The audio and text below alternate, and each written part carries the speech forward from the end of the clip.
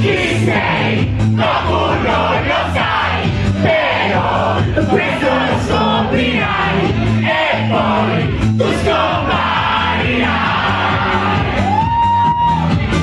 La nuova realtà con le sue verità scaverà nel tuo passato e guardando più in là il tuo cuore sarà il trovare Dragon Ball.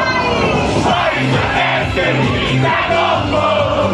Io so che tu lo